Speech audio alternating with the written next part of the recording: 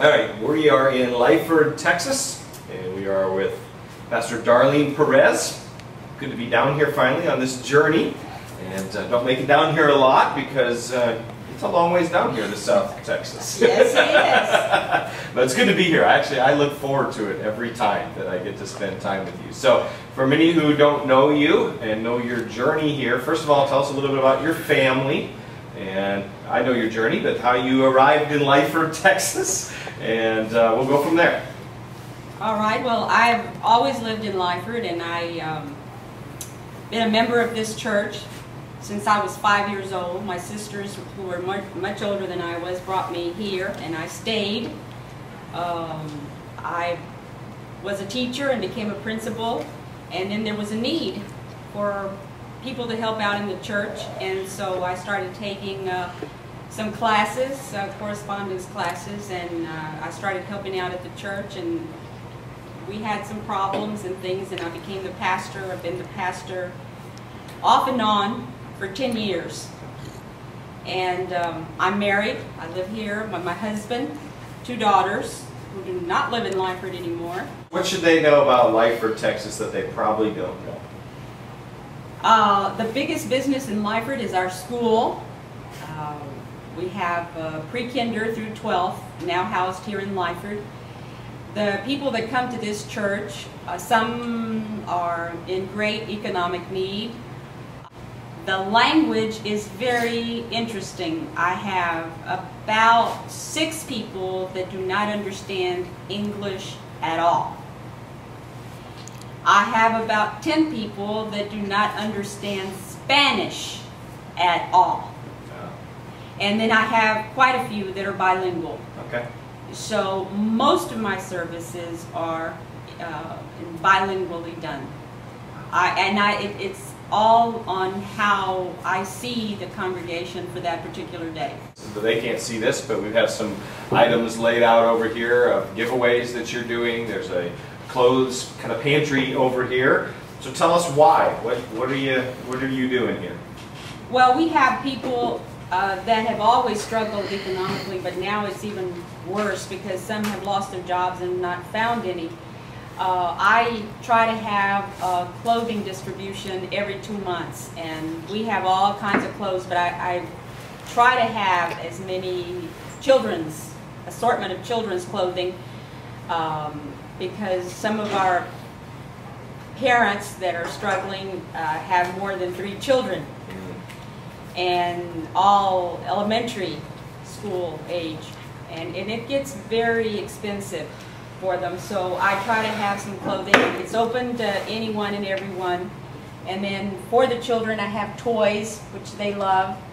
And then almost weekly, I have a book distribution, because that's my most important thing, is to read. And my children, I bought all of them a Bible, children's Bible, and I've had one little girl that has read through it twice. Wow. And the little girl is 7 years old. Way to go. Well, I don't know how well you receive praise or adulation, but I want to publicly say, way to go. This is very cool what's going on here. Very touched by the people that were wanting to help with donating money to buy our new folding chairs, since our benches were so old. And I was very touched by those families that are in such dire need, saving and coming and giving me enough money to buy 1 or 2 chairs. Wow.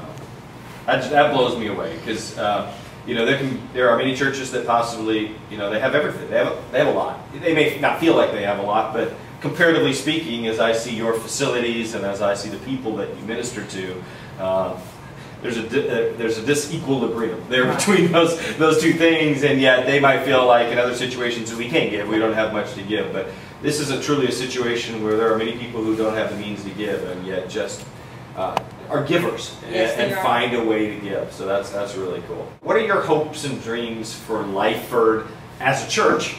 And then I'll even let you go further than that, because I know you care about your city. What are your hopes and dreams for Lyford as a city, and how you guys might play a part in that? I'm going to continue working on bringing people together and to show love by the actions, especially to the people that live around our church. The reason that I concentrate on that is because I don't live close to the church.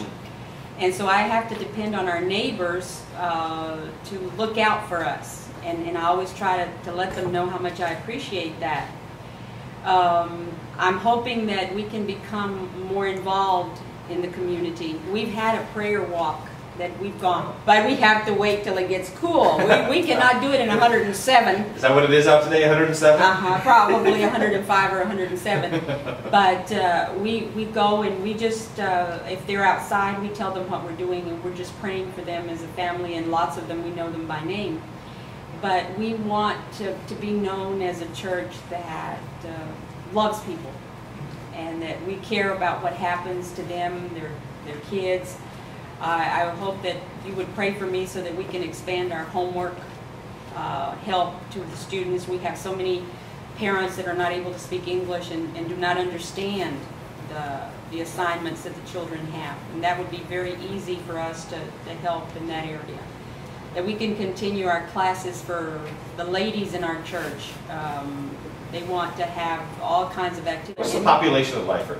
The population of Lyford is 1,943. Wow. You can make a difference here. It's kind of that's pretty neat. And that's the population of Lyford, but of course our school serves so many, 25 miles all around. So they're all bussed in? They're bussed in. So we have a larger school population than we do a town population. Wow. And is that the same school of which you were principal? Yes. Okay. Personally, are there any prayer requests that we can be praying for you? And then corporately as a church, what would you ask that we would be praying for? I need prayer to just have the strength to sometimes be a one-man band in the things that need to be done. I'm fortunate in having people help with the yard work and things, but a lot of the work that is done right in the church, I do it myself. So I need prayers to be strengthened and not to give up, okay, which sometimes happens. I hear you. And then for the church, that we might be able to help, especially people that have been released from prison. And the reason that I say that is because we have so many prisons in Willacy County. 3. And you said that's more than you have schools or anything else, oh yes, right?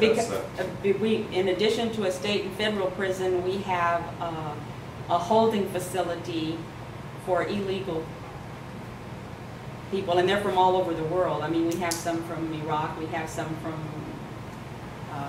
just every country, Turkey, wow, they're all housed in Raymondville. Wow. And so there's a great need for a spiritual revival in our community. And what I'm glad about, proud of you about, is that you don't turn your head away from that or say we don't want to deal with that, but you've, in our conversation already today, you're eager to face that head on and say, how can we help those people? How can we go into the prisons? How can we go where they are? How can we show love to them, instead of being a church that says, well, we're here, our doors are open, feel free to come if you want to, because chances are they're not coming. They're not going to come. And so you need to be willing to go to them. And so I'm proud of you, and in whatever way you've marshaled your forces here of others who are willing to go and maybe take a risk. That's not easy to do. That takes someone who takes the word seriously and is willing to follow it. And so I'm proud of you. That's very neat. And I pray that you're more and more equipped for that. And sometimes you got to know what to do in that situation, and not just have the want to, but it sounds to me like you're a get it done person. So you're going to figure it out, aren't you? Somehow or another.